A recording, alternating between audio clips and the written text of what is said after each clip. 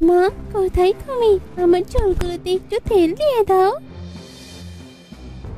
সারাদিন শুধু তোর চুল নিয়েই পড়ে থাকিস। ঘরের কাজকর্মগুলো একটু শিখিয়ে রাখলে কি হয়? শ্বশুর বাড়ি গিয়ে কি করবি? এখানে যা করি ওখানেও তাই করব। আমার চুলের যত্ন, ওসব ঘরের কাজ দিয়ে আমার হবে না। তুমি আমার জন্য বড়লোক দেখে একটা জামাই খুঁজে নিয়ে আসো। ঠিক আছে, আজ বিকেলেই তোকে পাত্রপক্ষ দেখতে আসবে। তৈরি হয়ে থাকিস। আচ্ছা মা।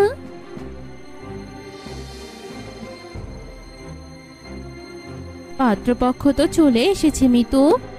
সেই কখন থেকে তোর জন্য বসে আছে। তোর সাজা এখনো শেষ হয়নি। এই তো মা, আর একটু হয়েছে, এবার শেষ।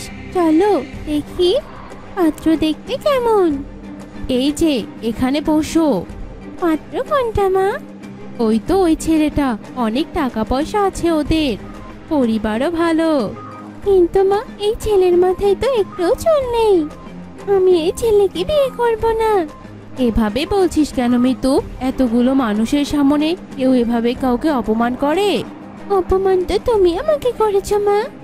যে আমি আমার রেশমি চুলের জন্য পুরো গ্রামে বিখ্যাত, তার জন্য তুমি এমন টাক ছেলে খুঁজে এনেছো।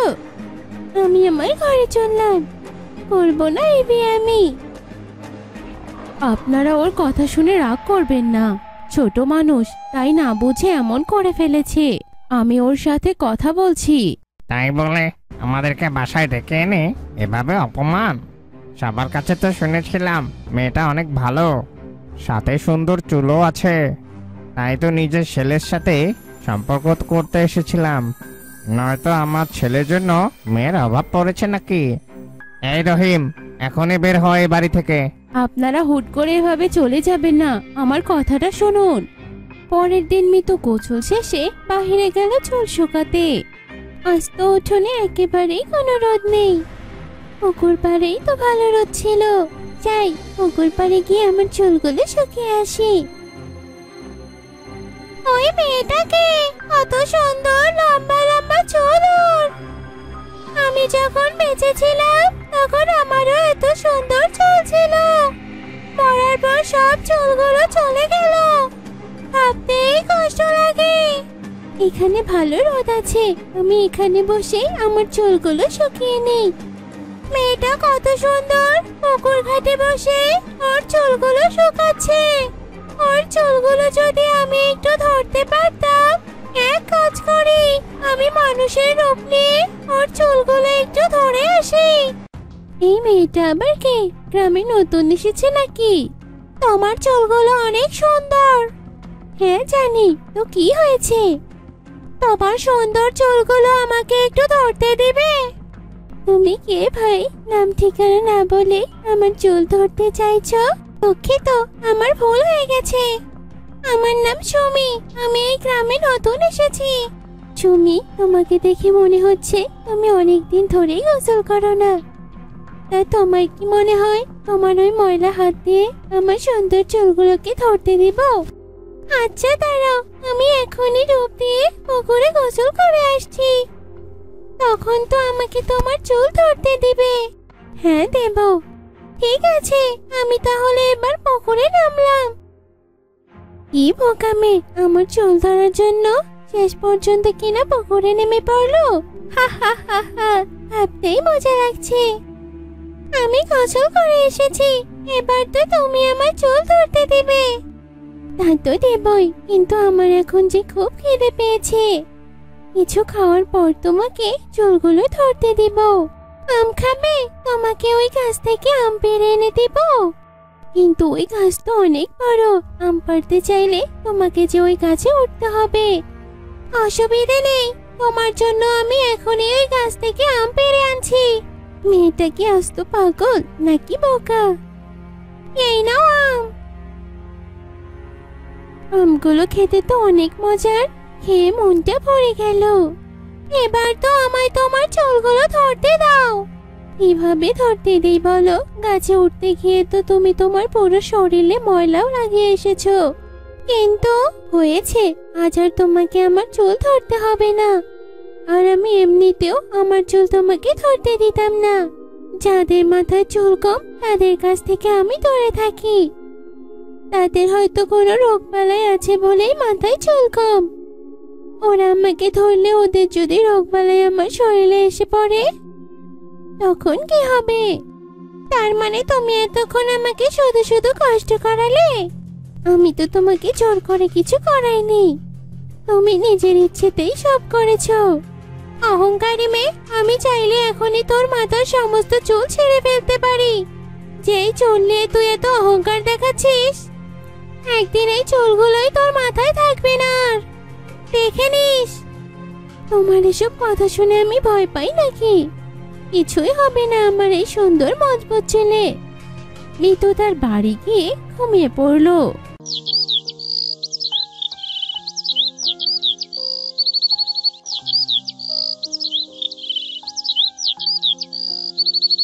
মিতু তার বাড়ি গিয়ে ঘুমিয়ে পড়লো। ঘুম ভাঙার পর সে তার মাথা ঠিকভাবে তুলতে পারে না। মা, দেখো তো আমার চুলে কিছু আটকালো কিনা, মাথাটা এত ভারী লাগছে কেন? এ কি মিতু, তোর চুল তো দেখছি আরো লম্বা হয়ে গেছে। একদিনে তোর চুল এত লম্বা কি করে হলো? বলছো কি? হ্যাঁ, তাই তো দেখছি। আর মেয়েটা কাল যে বললো তার তো সব উল্টোটা হয়েছে।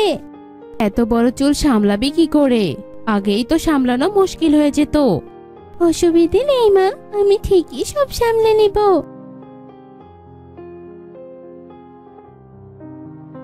মা, বাড়িতে একটু চুল পড়ে আছে কেন? মিতুর কি হয়েছে দেখ তো ওর ঘরে গিয়ে। সেই কখন থেকে ডাকছি, বের হওয়ার কোনো খবর নেই। ওর চুলগুলো কেন জানি একদিনে অনেক বড় হয়ে গেছে। সারা বাড়িতে চুল ছড়িয়ে ছিটিয়ে পড়ছে। ঠিক আছে মা, আমি দেখছি। দরজায় শব্দ করছে কে? আব্বু, আমি। দরজা খোল। তাড়াতাড়ি ভেতরে আয়, দরজাটা চাপিয়ে দে। আব্বু, তোর চুলের এই অবস্থা কেন? জানি না, যতবার আঁচড়াচ্ছে চুল ততই বড় হয়ে যাচ্ছে, আর চুল ঝরেই যাচ্ছে। ঘরের দরজা জানালা দিয়ে চুল সব বাহিরে পড়ে যাচ্ছে। তুই কিছু একটা কর। এক কাজ করি, এই কাঁচিটা দিয়ে তোর বাড়তি চুলগুলো কেটে দেই। কিন্তু আমার এত বড় সুন্দর চুলগুলো, চুলের ভারে তুই তোর মাথাটাও ঠিক মতো নাড়াতে পারছিস না, তবুও চুলের চিন্তা করে যাচ্ছিস এখনো। ঠিক আছে কাট, তবে বেশি কাটিস না। মিতুর বোন মিতুর মাথার চুল কেটে ছোট করে দিল, কিন্তু একটু পরেই মিতুর মাথার সব চুলগুলো ঝরে পড়ে গেল। আমার চুলগুলো এভাবে সব পড়ে গেল কেন? আমি টাক হয়ে গেলাম কিভাবে? বিশ্বাস করে আপু, আমি তো চুলের আগে হাতও দেইনি, শুধু নিচের চুলগুলো একটু কেটেছি। সেটা তো আমি নিজের চোখেই দেখলাম, কিন্তু এত যত্ন করে বড় করা চুলগুলো এক মুহূর্তেই পড়ে গেল। এই টাক মাথা নিয়ে আমি এখন মানুষকে মুখ দেখাবো কি করে?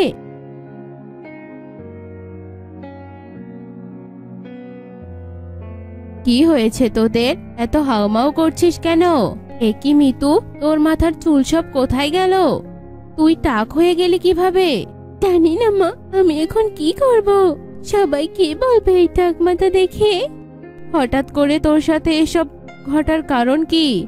জানি না মা, তবে সেদিন একটা মেয়ে আমার চুল ধরতে চেয়েছিল। আমি ওকে আমার চুল ধরতে দেইনি বলে রাগ করে আমার চুল নিয়ে উল্টোপাল্টা কথা বলেছিল। তোর চুলের উপরে ওই মেয়েটার অভিশাপ লেগেছে হয়তো। চল তাড়াতাড়ি সাধু বাবার কাছে যাই।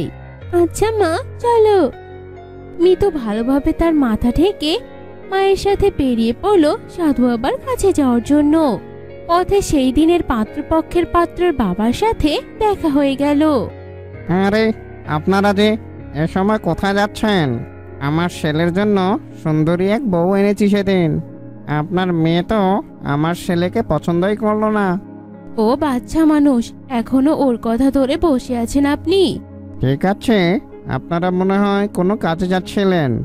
আপনাদের সময় আর নষ্ট না করি আমি। জি, ভালো থাকবেন। মা, ব্যথা শেষে আমার মাথার রান্নাটা সরিয়ে দিল। তুমি আমার রান্নাটা একটু ঠিক করে দাও। হায় হায় রে, একেই দেখছি আমি। যেই চুল নিয়ে তুমি 2 দিন আগেও অহংকার দেখালে, সেই চুল তোমার হয়ে গেল। না মানে? মিতু, তুই তোর মাথা ঢাক। ভাই, আমরা এখন আসি। মাথায় তো একটা চুলও নেই এই রেশমি চুলওয়ালি মেয়ের। আমার তো মনে হয় চুলগুলো আসলে সব নকল ছিল। আবার সেই নকল চুল নিয়ে সে কি অহংকার। আপনি মুখ সামলে কথা বলুন। মিতু, চল এখান থেকে। যাও যাও, আমি গ্রামের সবাইকে তোমাদের মিথ্যা নাটকের কথা বলবো।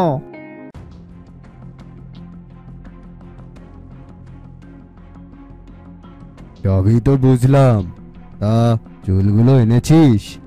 জি সাধু বাবা, এই নিন। আমি মন্ত্র পড়ে এখনই এই শাকচুন্নিকে ডেকে আনছি। তার মানে ওই মেয়েটা শাকচুন্নি ছিল? কে আমাকে ডেকে এনেছে? তুই ওই মেয়েটাকে অভিশাপ দিয়ে ওর চুলের এই অবস্থা করেছিস কেন? একদম ভালো করেছি। ওর রেশমি চুলের অহংকার একদম বেড়ে গিয়েছিল, তাই ওকে পুরোপুরি ন্যাড়া করে দিয়েছি। ওর মাথায় আর কোনোদিন একটা চুলও গজাবে না। মা, দেখো মেয়েটা কি বলছে। আমার মেয়ের ভুল হয়ে গিয়েছে, তুমি ওকে ক্ষমা করে দাও। আর কখনো ওর চুল নিয়ে অহংকার করবে না। আমি ওর চুলগুলো সামান্য একটু ধরতে চেয়েছিলাম বলে আমাকে দিয়েও কত কাজ করালো, তবুও ও আমাকে চুল ধরতে দিল না। একদম ঠিক শাস্তি দিয়েছি আমি ওকে। তুমি আমার চুলগুলো আবার আগের মতো করে দাও। আমি কথা দিচ্ছি, তোমার যত মন হয় ততই আমার চুলগুলো তোমাকে ধরতে দিব। আমারও এক সময় তোর মতো সুন্দর চুল ছিল, তারপর আমার এক বড় অসুখ ধরা পড়লো আর মাথায় সব চুল পড়ে শেষ হয়ে গেল। এরপর আমিও মারা গেলাম। তাই তোর কথা শুনে খুব খারাপ লেগেছিল আমার। আমার ভুল হয়ে গেছে, আমি আর কখনো আমার চুল নিয়ে অহংকার করব না। তুমি আমাকে শেষবারের মতো ক্ষমা করে দাও। ঠিক আছে, আমার কাছে আয়।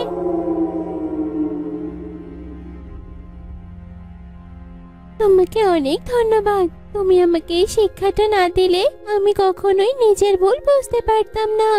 তোর চুল নিয়ে আমি যদি কখনো আর অহংকার করতে দেখেছি, তোর সব চুল কেটে এনে আমার মাথায় লাগাবো। কথাটা মনে রাখিস।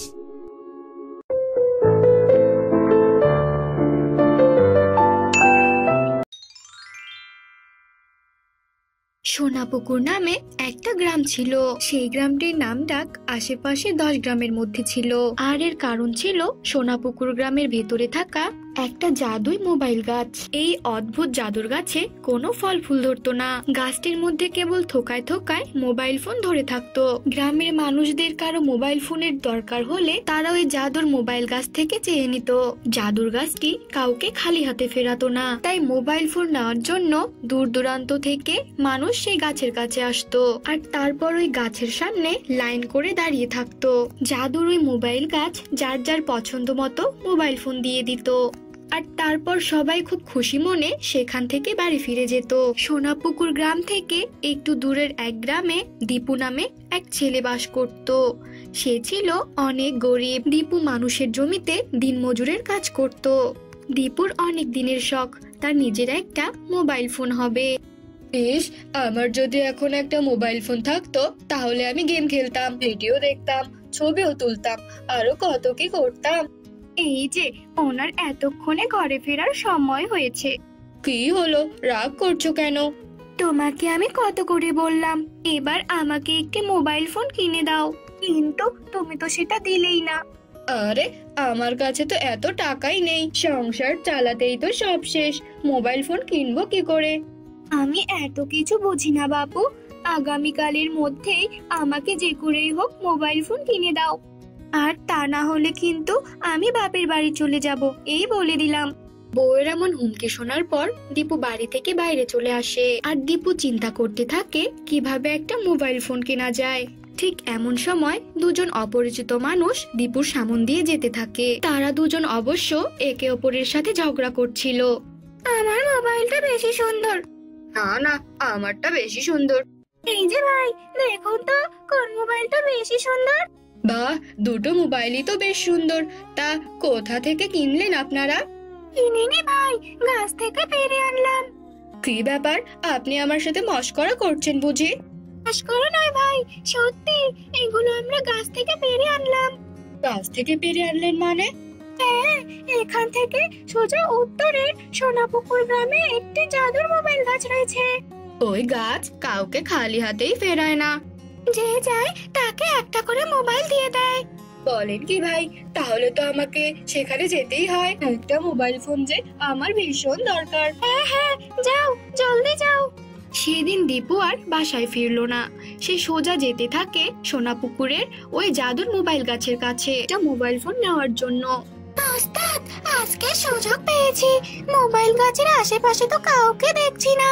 চলুন এখন এই গাছটা আমরা কেটে নেই, তাহলে অনেক মোবাইল পাবো। হ্যাঁ, আর সেই মোবাইল বিক্রি করে আমরা অনেক ধনী হয়ে যাব। হা হা হা হা।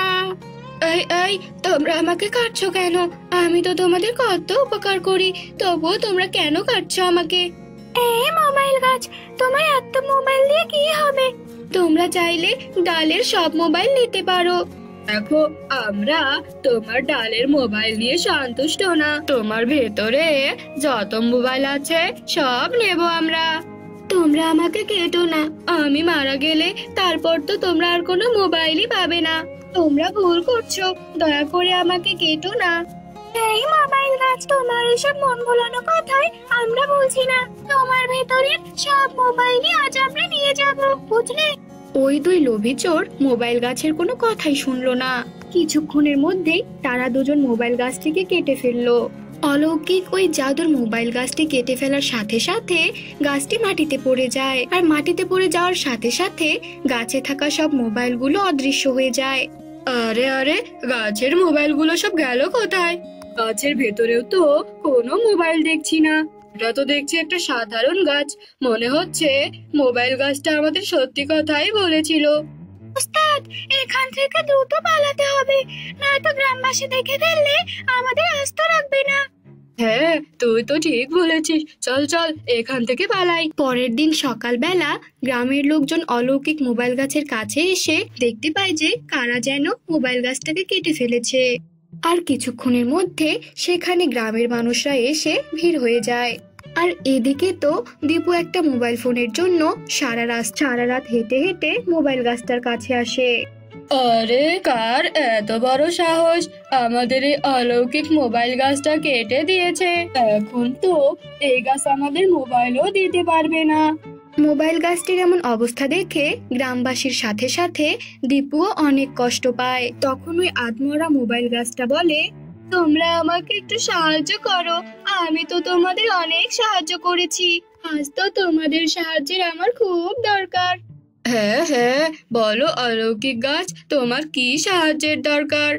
ওই যে অলৌকিক এক জঙ্গল দেখছো, ওই জঙ্গলের গুহায় রয়েছে এক দৈত্য, আর সে ভয়ঙ্কর এক চোখালা দৈত্য। আর ওই দৈত্যর কাছে রয়েছে মন্ত্র পড়া পানি। সেই পানি যদি আমার উপর ঢেলে দিতে পারো তবেই আমি বেঁচে উঠবো।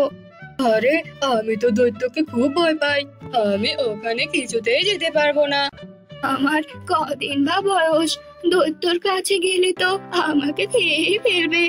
গ্রামের কেউই ওই দৈত্যর কাছ থেকে পানি আনতে যেতে চায় না।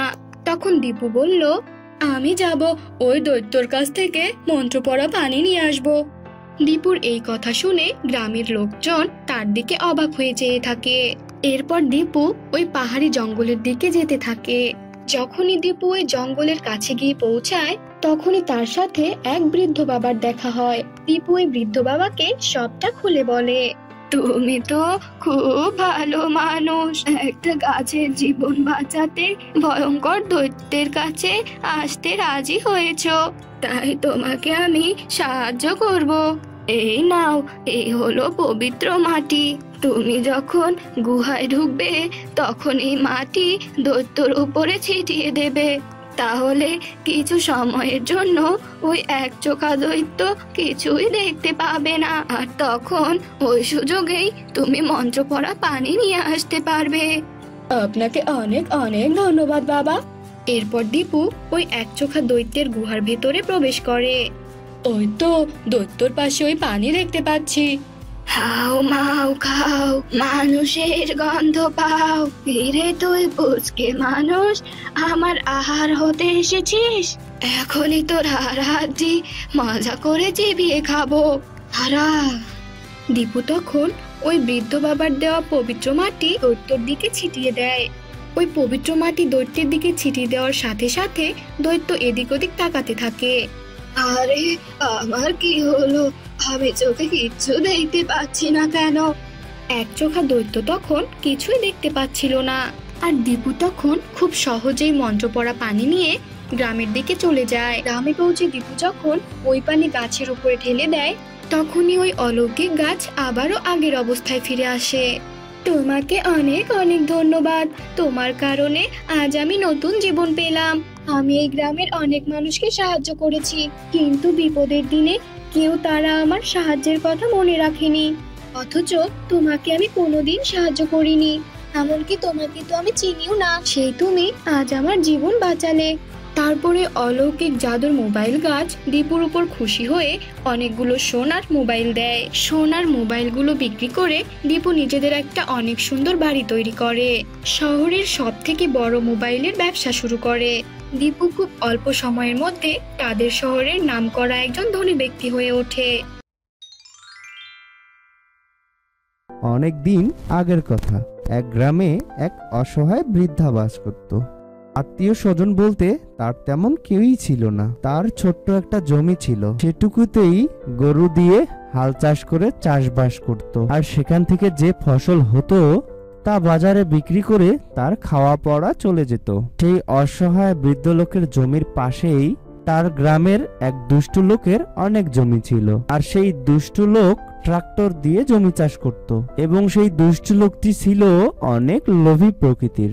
অনেক দিন হয় পায়তারা করছিল কি করে সেই বৃদ্ধা দরিদ্র লোকের জমি দখল করে নেওয়া যায়। সে নানাভাবে প্রলোভন দেখিয়ে বৃদ্ধের জমি দলিল করে নিতে চায়। আমার এত বড় জমির সাথে তোমার এতটুকু জমি, এই জমিটা তুমি আমাকে দিয়ে দাও, তাহলে আমার জমি আরো বড় হয়ে যাবে। এর পরিবর্তে আমি তোমাকে অন্য একটা জায়গাও দেব আর অনেকগুলো টাকাও দেব। এটা আমার বাপ দাদার সম্পত্তি, এখানে অনেক স্মৃতি জড়িত, আমি তোমাকে এই জমি দিতে পারবো না। বৃদ্ধার এমন কথা শুনে লোকটি অনেক রেগে যায়। কিভাবে জমিটি দখলে নেওয়া যায় সে সেই ফোন দিয়ে আটতে থাকে। এই জমিতে চাষবাস করেই ওর রুজি রোজগার হয়, এটা যদি বন্ধ করতে পারি তাহলে সে অভাবের তাড়নায় আমার কাছে তার জমিটুকু বিক্রি করতে বাধ্য হবে। একদিন বৃদ্ধা হাল চাষ করার সময় তার গরুটিকে বিশ্রাম নেওয়ার জন্য ছায়ার সাথে বেঁধে রাখে এবং নিজেও খাবার খেতে চলে যায়। আর এরই ফাঁকে সেই দুষ্ট লোকটি সেখানে চলে আসে এবং গরুটিকে বিষ মাখানো খাবার খেতে দেয়। সেই খাবার খেয়ে গরুটি সেখানেই মরে যায়। এটা দেখে তো চাষি অনেক দুঃখ পায়, আর এরপর থেকে চাষির দুঃখ অনেক গুণে বেড়ে যায়। তার কাছে এত পরিমাণ টাকাও ছিল না যে হালের জন্য সে আরেকটা গরু কিনবে। তাই সে কষ্ট করে নিজেই লাঙল টেনে চাষবাস করতে থাকে। আর তার এই কষ্ট দেখে দুষ্ট লোকটি মুচকি মুচকি হাসতে থাকে। সারাদিন এমন হাড় ভাঙা খাটুনির পর ক্লান্ত হয়ে বৃদ্ধ বাড়ি ফিরছিল। জঙ্গলের পথ দিয়ে যখন সে যাচ্ছিল তখন সে রাস্তায় একটি মস্ত বড় ডিম পড়ে থাকতে দেখে। একটু দূরে এসে দেখতে পায় একদল হাতি সেখানে আসছে। এত বড়, এটা কিসের ডিম? আর হাতিগুলো তো দেখছি এই পথ দিয়েই আসছে। ডিমটা তার পায়ের নিচে পড়লে তো এটা ভেঙেই যাবে। এই ডিমটাকে এখনই আমি সরিয়ে রাখি। এরপর বৃদ্ধ ডিমটিকে ঠেলে ঠেলে রাস্তার এক পাশে নিয়ে যায়, আর তারপর হাতির পাল সেই রাস্তা দিয়ে চলে যায়। বৃদ্ধ যেই চলে যাবে তখন সে ভাবে, এটা কার ডিম সেটা তো জানা গেল না, আশেপাশেও তো কাউকে দেখতে পাচ্ছি না। ডিমটাকে এভাবে ফেলে গেলে তো অন্য প্রাণীরা এসে খেয়ে ফেলতে পারে। তার চেয়ে বরং এটাকে আমি বাড়িতে নিয়ে যাই। এই বলে বৃদ্ধ ডিমটিকে তার বাড়িতেই নিয়ে যায় এবং ঘরের একপাশে রেখে রাতে এসে ঘুমিয়ে পড়ে। সকালবেলা উঠে চোখ খুলে সে দেখে ডিমটা ভাঙা অবস্থায় সেখানে পড়ে আছে। এটা দেখে তো বৃদ্ধ অবাক হয়ে যায়। ঠিক তখনই ঘরের আরেক দিক থেকে একটা মুরগির বাচ্চা বাবা বাবা বলে ডেকে ওঠে। বাবা বাবা। এই মুরগির বাচ্চাটা ছিল অন্য সব মুরগির থেকে একদমই আলাদা আর একটু বড় প্রকৃতির। এটা দেখে তো বৃদ্ধ আরো বেশি অবাক হয়ে যায়। এবার সে বুঝতে পারে মস্ত বড় সেই ডিম থেকেই এই মস্ত বড় বাচ্চা বের হয়েছে, এবং বাচ্চা ডিম থেকে বের হওয়ার পরেই তাকেই প্রথম দেখেছে, আর তাই বৃদ্ধকেই বাবা বাবা বলে ডাকছে। বৃদ্ধ খুব আদর যত্ন করে সেই মুরগির বাচ্চাকে বড় করতে থাকে। একদিন জাদুর সেই মুরগির বাচ্চাটি বলে, বাবা আমি যথেষ্ট বড় হয়ে গেছি, আমাকে তোমার জমিতে নিয়ে যাও, আমি তোমাকে চাষবাসে সাহায্য করতে চাই। বৃদ্ধ জাদুর সেই মুরগিকে তার জমিতে নিয়ে যায় এবং বৃদ্ধা মুরগির সাথে একটি লাগল বেঁধে দেয়, আর সেই মুরগি চোখের পলকে জমি চাষ করে দেয়। এরপর জাদুর মুরগি নিজেই ঠোকর দিয়ে জমিতে বীজ বপন করে। এই আশ্চর্যের এখানেই শেষ নয়। মুরগি বালতি দিয়ে নদী থেকে পানি নিয়ে এসে জমিতে সেচও দিত, আর দেখতে দেখতে জমির ফসলও অনেক বড় হয়ে গেল। বৃদ্ধের মুখে তখন অনেক হাসি ফুটলো, আর এভাবে কয়েকবার চাষ করতে করতে বৃদ্ধেরও অনেক টাকা পয়সা হয়ে গেল। কুঁড়ে ঘর থেকে সে বিল্ডিং তৈরি করলো, আর তার এই উন্নতি দেখে সেই দুষ্ট লোকটি রাগে হিংসায় জ্বলে উঠল। হালের গরুটাকে তো মারলাম, কিসের কি অবস্থা খারাপ হবে তা না, উল্টো এই মুরগি এসে বুড়োর অবস্থায় পাল্টে দিচ্ছে। এখন জমি বিক্রি তো দূরের কথা, এভাবে আর কটা দিন গেলে তো দেখছি বুড়োই আমার উল্টো জমি সব কিনে নেবে। না, এই মুরগির একটা কিছু করতেই হবে। পরদিন সেই দুষ্ট লোকটি যায় সেই জমিতে। মুরগি আর বৃদ্ধ কাজের ফাঁকে তখন বিশ্রাম নিচ্ছিল। আগের বারের মতো বিষ মিশিয়ে মুরগিকে সেই খাবারটা দিতে যায়, কিন্তু এটা তো ছিল জাদুর মুরগি, তাই সে বুঝতে পারে খাবারে বিষ মেশানো আছে, এবং সে দুষ্ট লোকটাকে তাড়া করে। মুরগির তাড়া খেয়ে দুষ্ট লোকটি জান নিয়ে সেখান থেকে পালিয়ে যায়। সে আর বসে থাকে না, সে নতুন ফন্দি আঁকতে থাকে। এই মুরগিটা এত বড়, এর সাথে আমি শক্তিতে পারবো না, জাল পেতে একে আমি আটকাবো, তারপর দূর থেকে ওকে খুঁচিয়ে খুঁচিয়ে মারবো। পরদিন দুষ্ট লোকটি হঠাকে সঙ্গে করে নিয়ে জঙ্গলের সেই রাস্তায় যায়। বৃদ্ধ ও মুরগি ফেরার পথে তারা একটা জাল বিছিয়ে রাখে, এবং দুজনেই সেই বল্লেম হাতে গাছের আড়ালে লুকিয়ে থাকে। কাজ শেষে মুরগি ও বৃদ্ধা সেই পথে বাড়ি ফিরছিল, এবং সেখানে তাদের জালে পা আটকে যায়। অনেক চেষ্টা করেও তারা সেই জাল থেকে পা বের করতে পারছিল না। কি জাল কোথা থেকে এলো? আমরা তো দেখছি আটকা পড়ে গেছি, আর তো এগোতেই পারছি না। হ্যাঁ, নিশ্চয় কোনো দুষ্ট লোক ফাঁদ পেতে রেখেছে আমাদের আটকানোর জন্য। দেখি আমি ঠোঁট দিয়ে জাল ছিঁড়তে পারি কিনা। এই বলেই জাদুর মুরগি যখনই ঠোকর দিয়ে জাল ছিঁড়তে যাবে, তখনই বল্লম হাতে দুষ্ট লোক এবং ফটা বেরিয়ে আসে। দূর থেকেই তারা বল্লম দিয়ে মুরগিকে খোঁচাতে থাকে। আরে মুরগি, এবার যাবি কোথায়? আমাদের হাতেই দেখছি তোর মরণ আছে। আর জাদুর মুরগি তখন কক কক করে ডেকে ওঠে, আর তার ডাক শুনে অল্প কিছুক্ষণের মধ্যেই সেখানকার মাটি দলদল করে কাঁপতে থাকে। আর দেখতে দেখতে সেখানে বিশাল আকারের এক মুরগি চলে আসে। সে ঠোকর দিয়ে দুষ্টু কালু এবং ফটাকে শাস্তি দিতে থাকে। দুষ্ট কালু তার সকল অপরাধ স্বীকার করে নেয় এবং বৃদ্ধের কাছে ক্ষমা চেয়ে নেয়। আমাকে ক্ষমা করে দিন চাচা, আমি আপনার অনেক বড় ক্ষতি করতে চেয়েছিলাম, কিন্তু দেখছি এখন আমার নিজেরই জীবন চলে যাচ্ছে। আপনি দয়া করে এই মুরগিটিকে থামতে বলুন, আপনি না বললে সে থামবে না। এরপর বৃদ্ধ সেই বড় মুরগিকে তাদের ক্ষমা করে দিতে বলেন, এবং বড় মুরগি তাদেরকে ছেড়ে দেয়, এবং তারা সেই জাল খুলে বৃদ্ধ ও জাদুর মুরগিকে মুক্ত করে। আবার বৃদ্ধ তখন সেই বড় মুরগিকে জিজ্ঞেস করে, তুমি কে? এই যে মুরগির বাচ্চাটা রয়েছে, এটা আমার বাচ্চা। পাশের জঙ্গলের ভিতরেই আমার বাসা।